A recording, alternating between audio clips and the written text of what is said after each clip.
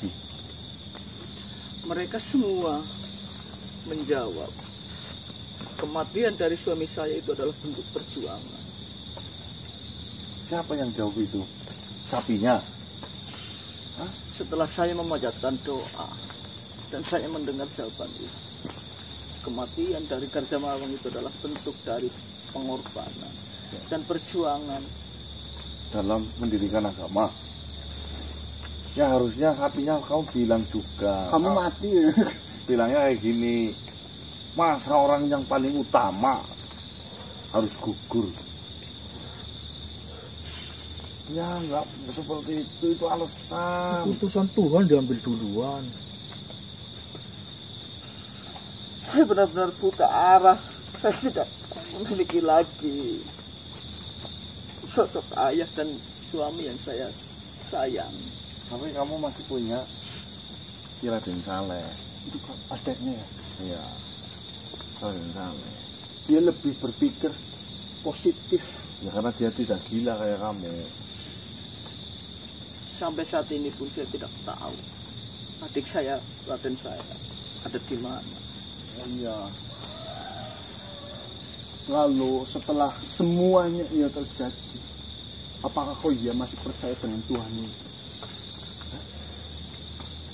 Ayolah, sadarlah.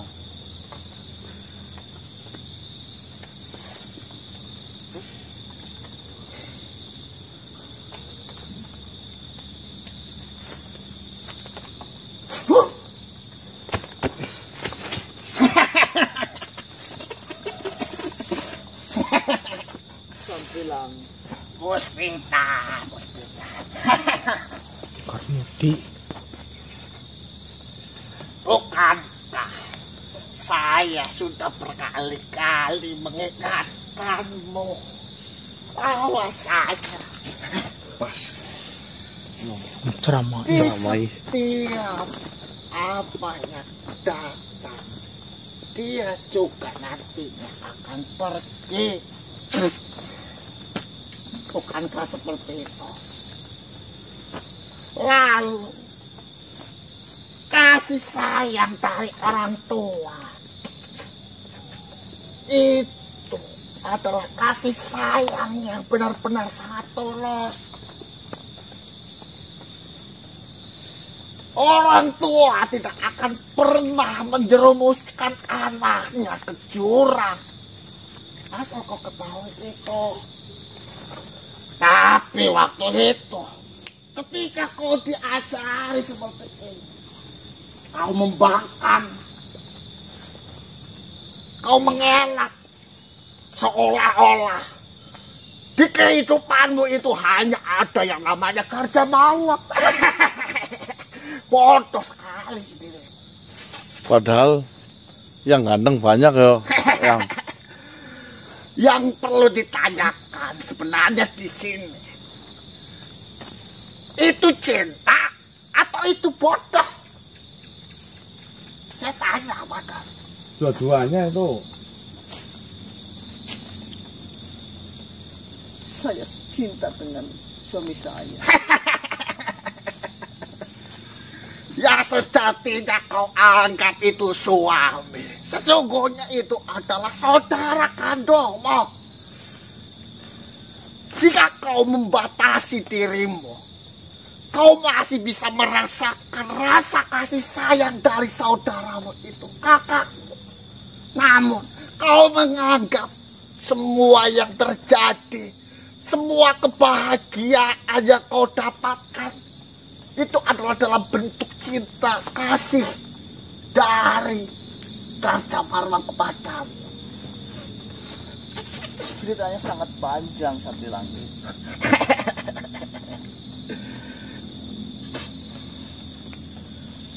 Berawal saya sedang melakukan kegiatan saya, dan secara tiba-tiba saya mengenal yang namanya Garja Mawang. Dan di situ saya benar-benar merasakan kenyamanan, merasakan rasa sayang kepada Garja Mawang.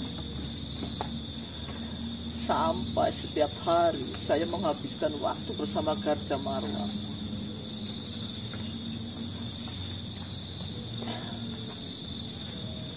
Setelah berbulan-bulan saya menjalani kehidupan bersama Garja Marwang, sampailah Garja Marwang membicarakan untuk melanjutkan yang ke jenjang yang lebih serius, yaitu menikah. Dan di situ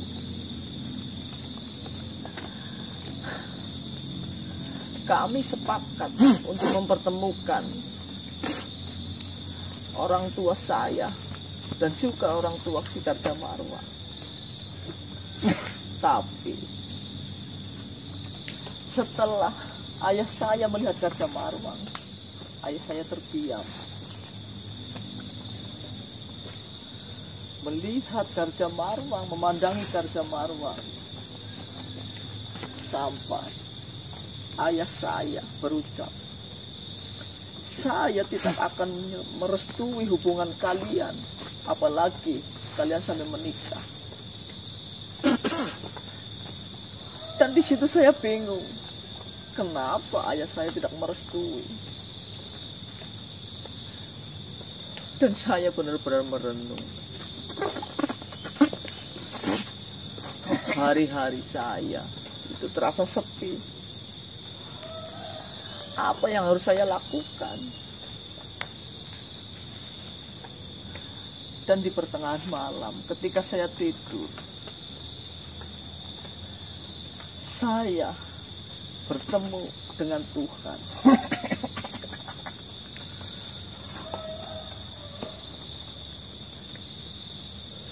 Memakai pakaian putih, cahaya yang memancar dari mukanya itu sangat terang sekali.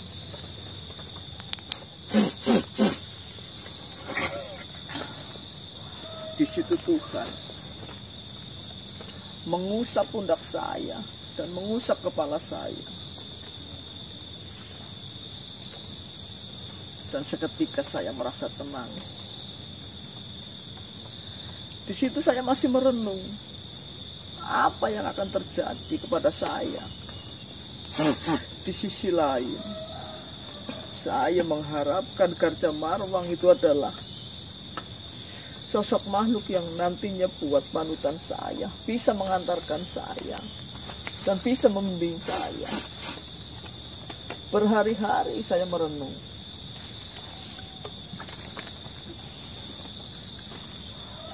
Dan ketika saya tertidur lagi,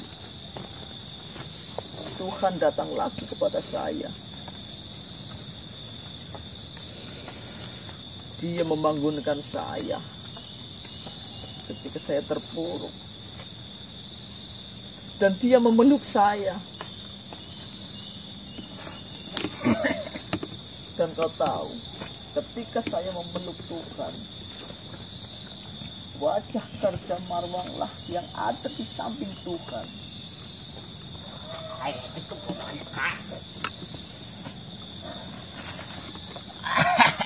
Dan seketika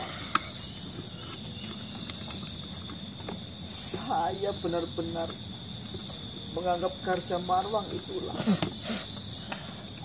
yang nantinya bisa menjadi panutan saya, bisa menuntun saya.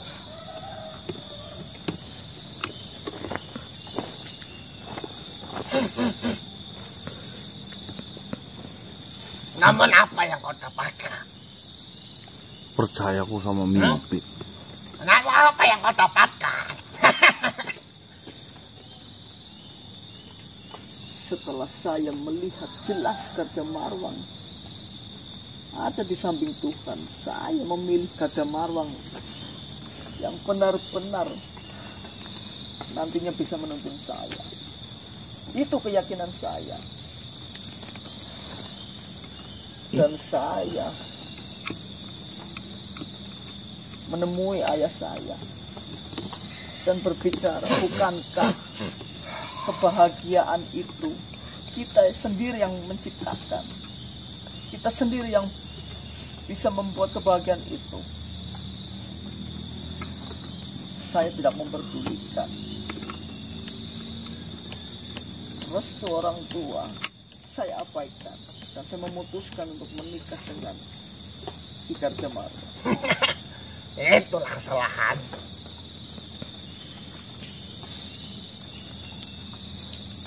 Lalu, setelah kau memutuskan itu, apakah kau menemukan kebahagiaan itu datang?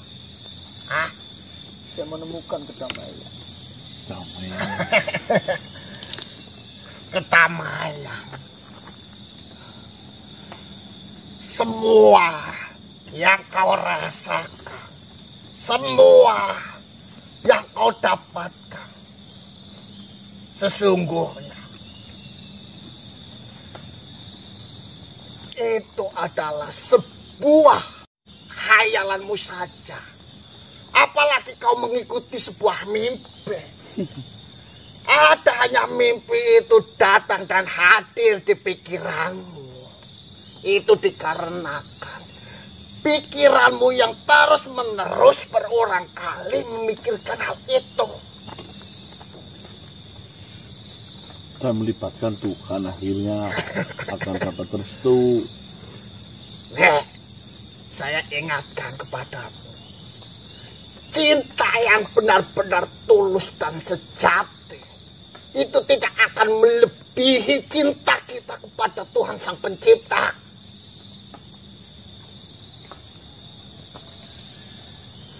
Lah,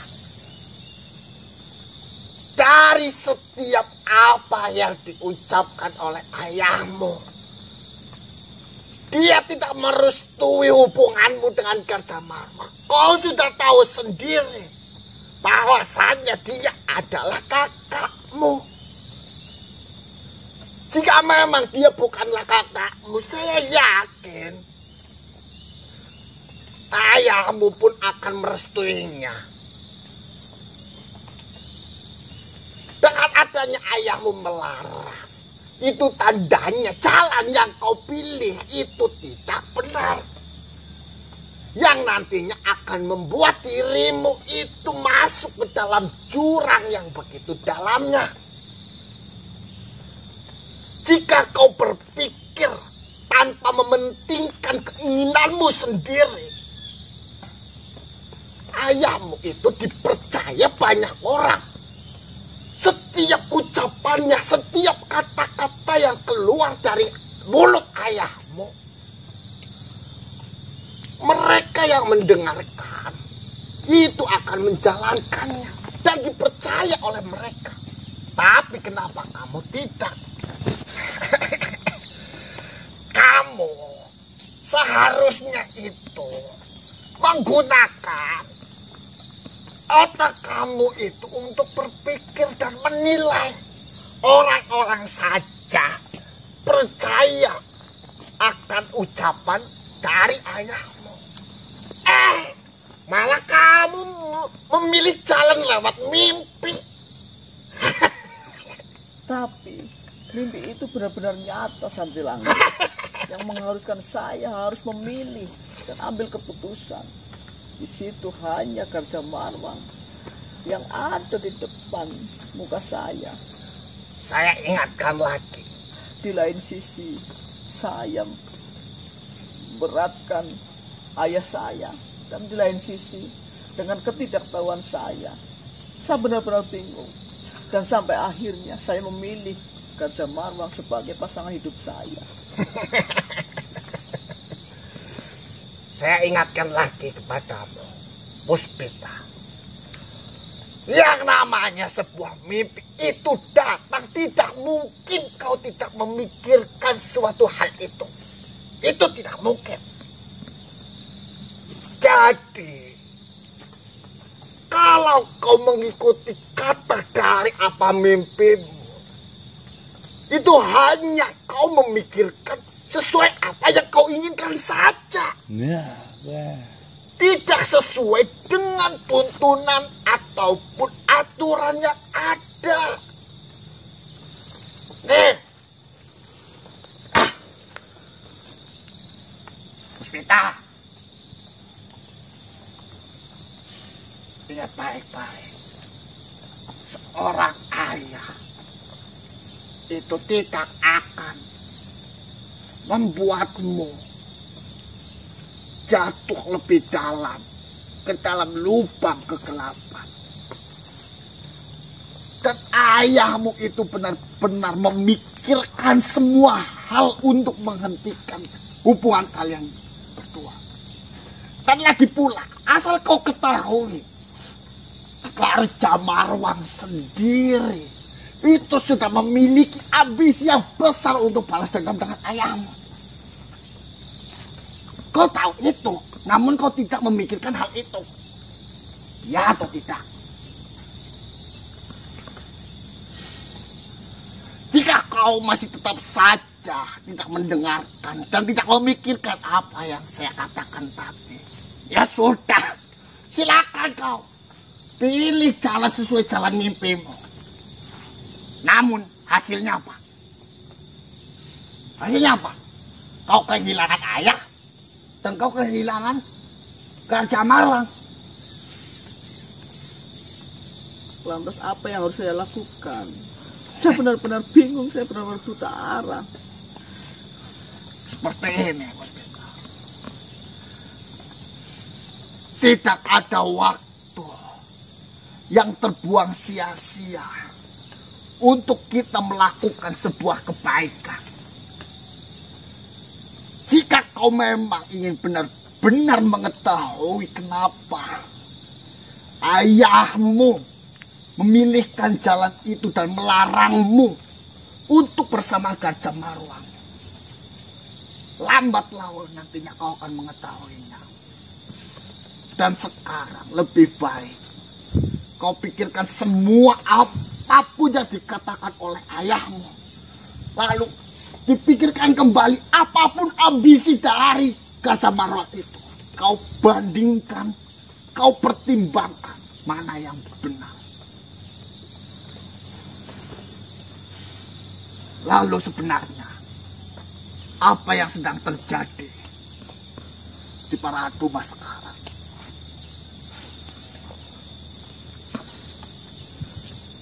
Di sana sedang melakukan rundingan atas kematian dari Garja Marwang.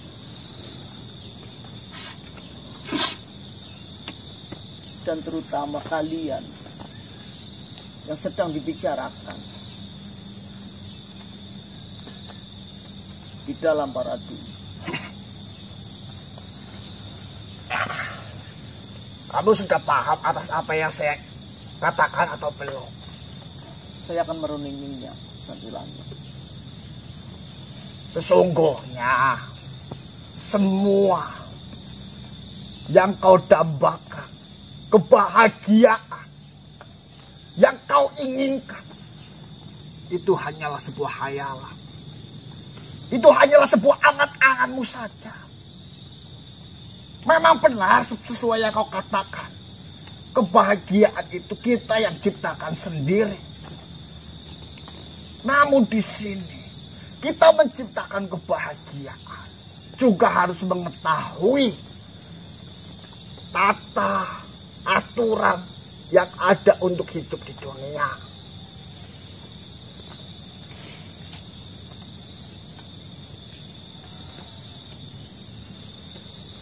Ya sudah, sekarang kau kembali.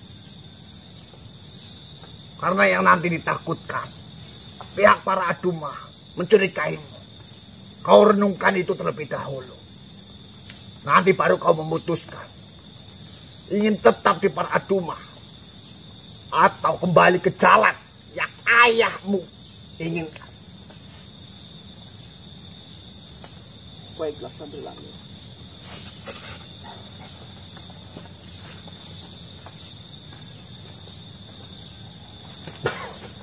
Waalaikumsalam. Assalamualaikum. Waalaikumsalam. Hah? Itulah bodohnya makhluk itu. Yang kan itu betul. Terkadang diperbudak oleh cinta. Mimpi. Mimpi kok diikuti. Yang ada hancur semua hidupmu. Karena mimpi itu memberatkan semua yang kau inginkan. Tapi katanya ada pepatah mengatakan hidup berawal dari mimpi. Hidup berawal dari mimpi itu bukan maksud kita tidur terus mendapatkan mimpi itu menjadi hidup. Tidak, hidup adalah mimpi. Itu sebuah cita-cita, sebuah angan-angan yang ingin kita gapai. Nah, angan-angan itu tentunya harus ada sesuatu hal yang kita lakukan untuk sampai ke angan-angan itu. Kehayalan itu, mimpi kerhayal. Namun ada yang mempercayai betul mengenai mimpi itu yang dari langit. Ya, memang pemikiran orang itu berbeda-beda manusia. Bagi mereka yang mempercayai mimpi, tentunya tidak saklek, tidak sepasti mengikuti apa yang mereka mimpikan. Mereka juga harus menganalisa terlebih dahulu mimpinya seperti ini, jadinya seperti apa. Ya, cuma tunggu dulu. Tadi kau mendengar bahwasanya di para Adumah itu sedang terjadi huru-hara. Dan dia sedang mempersiapkan untuk membalaskan mengenai kematian dari Gajah Marwang. Nah, ini waktu yang tepat, Bos ya. tepat untuk apa? Bodoh.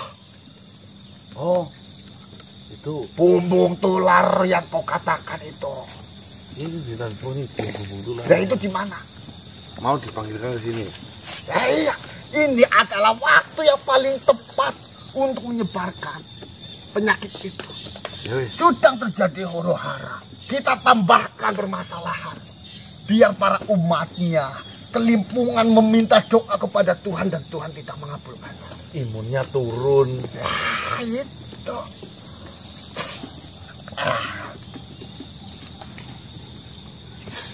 Bismillahirrahmanirrahim.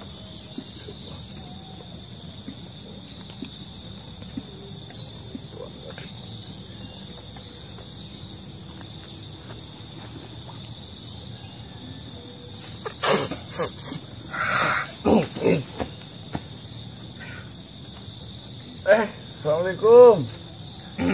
Waalaikumsalam. Assalamualaikum. Waalaikumsalam. Ada apa ini? Duduk, silahkan keluarga penyidik. Aman. Ya. Bagaimana kabarmu, Kang Uti? Baik, Habib. Lalu bagaimana kelanjutan mengenai penyebaran penyakit yang akan dilakukan kepada Duma? Di mana bibit penyakit itu? Ada masih saya simpan. Bumbung tular kan? Ya. Ada masih saya Ya, simpan. sekarang adalah waktu yang tepat untuk menyebarkan penyakit itu ke pihak dari para Aduma. Karena sekarang sedang terjadi gonjang-ganjing ataupun huru-hara di dalam para Aduma. Oh iya. Ya, tapi ini manusia.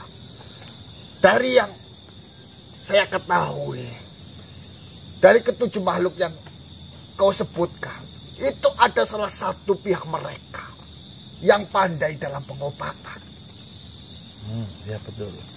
Nah, apakah dia tidak tahu mengenai obat yang mengenai penyakit yang akan kita sebarkan ini? Kunjono namanya. Yang ahli dalam pengobatan.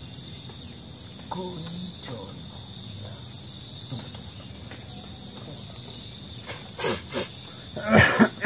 Kunjono. Betul, Tuan Tabib. Apakah dia ada di sana? Iya, dia sekarang di sana. Dan itu yang ahli dalam pengobatan. Apa Tuan Tabib kenal? Saya mengenal jika itu Kunjono. Dulu pernah ada kejadian di mana ada yang menyebarkan penyakit penyakit. Terus Kunjono juga bingung, tidak bisa menyembuhkan atau memberikan penawar. Waktu itu kalau tidak salah penyakit apa ini namanya? Menyan. Ya, banyak luka-luka di kepala. Ya, menyan. Ya. Tunggu dulu. Kunjono pernah datang menemuimu, Meminta penawar untuk menyembuhkan penyakit yang ada di kepala, koreng-koreng yang ada di kepala. begini. Dulu kan saya sudah melakukan berbagai cara untuk menjatuhkan Haidan Samiro. Saya pernah menyebarkan penyakit itu ke Haidan Samiro. Namun dari desas-desus yang beredar, itu terkena dari pihak yang lain. Iya, Jadi kau yang mengobatinya. iya Kunjono itu datang. Saya tidak tahu penyakit itu terkena siapa. Tapi memang Kunjono itu dulunya memang sering datang ke tempat saya.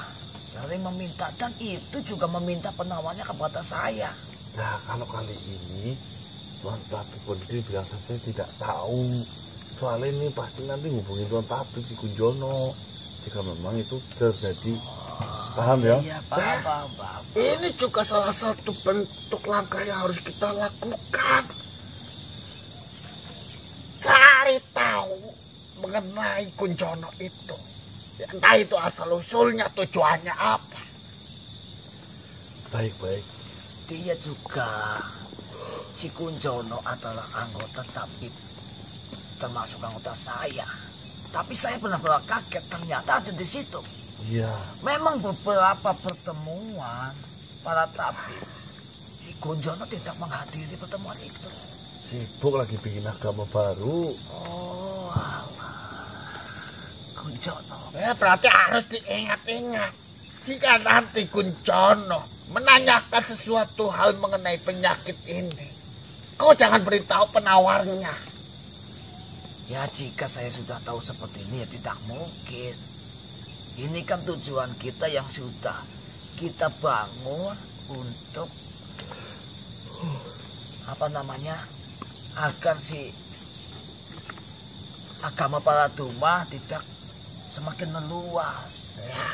Dan saya bisa membantu seperti ini, mana mungkin saya dengan ulah saya akan mengagalkan keniatan yang sudah kita bangun bersama-sama. Ya. Ya sudah. Di mana itu? Ada di tempat saya. Ya sudah, saya ambil. Tapi seperti ini. Nanti bumbung tular itu ketika dibuka, yang pertama baunya sangat menyengat. Ya. Kau harus memakai penutup mata. Penutup mata apa namanya? Hidung. Hidung maksudku. Penutup hidung. Dan juga nanti ada bibit yang benar-benar harus kamu pegang agar ketika nanti untuk mengembalikan virus-virus itu bisa masuk lagi ke dalam bumbung, kau harus pegang yang bibitnya itu. Nah, apa nanti saya tidak terkena penyakit itu? Nah, saya sudah menyiapkan sarung tangan untuk melindungi tanganmu. Iya. Ending Tuan Tandra aja yang ikut menyebarkan bahaya. Kita bareng. Bareng-bareng. Boleh. Ya sudah, saya sudah memiliki rencana untuk menyebarkannya. Oke. Sebenarnya ada beberapa pilihan. Entah kita itu nanti meletakkan bangkai di aliran sungai, ataupun kita masuk langsung ke dalam kuil merah itu. Monggo diatur sedemikian rupa Ya lah. sudah, nanti kita rundingan di sana. Dan saya sembari menjelaskan yang bibit yang mana, yang boleh disebar yang mana. Ya sudah. Mari Bapak. Assalamualaikum warahmatullahi wabarakatuh. Salam warahmatullahi wabarakatuh.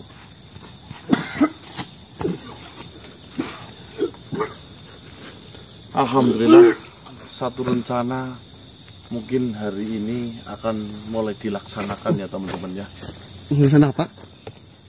Semoga saja nanti bisa berjalan dengan lancar tanpa ada kendali apapun.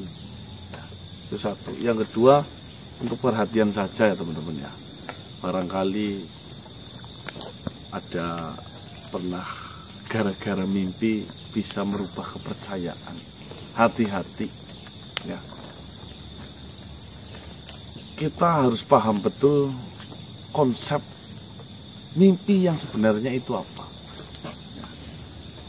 Saya pernah mempelajari mengenai artikel mimpi teman-teman. Itu dirujuk dari kitab-kitab yang intinya kesimpulan dari antara satu dengan yang lainnya yang namanya mimpi itu adalah sesuatu hal yang pernah kita baca atau kita lihat atau kita dengar, bahkan sesuatu yang memang sering kita pikirkan. Jadi tidak semerta-merta kita tidak pernah melihat, tidak pernah mendengar, tidak pernah pikirkan, itu tiba-tiba hadir di dalam mimpi. Jadi ya silahkan untuk mempercayai mimpi, namun harus dengan akal sehat. Jangan dimakan mentah-mentah yang namanya mimpi, takutnya terjadi seperti Pita Hanjang Kepi ini, tersesat gara-gara mengikuti mimpi. Siapa yang langsung mimpi? Ya ngerep ke sih pasang nomor sih kan Mas. Harus pada-pada ngono jare ngimpi. Iya karena gila. Nggak mungkin lah. Kita nggak pernah pasang nomor, kita nggak tahu tentang togel, tiba-tiba mimpi togel. Ya kan bahaya itu. Mimpi kan nggak mungkin ngarang. Ada yang asli, pasti ada yang palsu. Maksudnya ya. Yuk kita lanjut Pak. Ke siang. Mikir tunggunya kan lagi.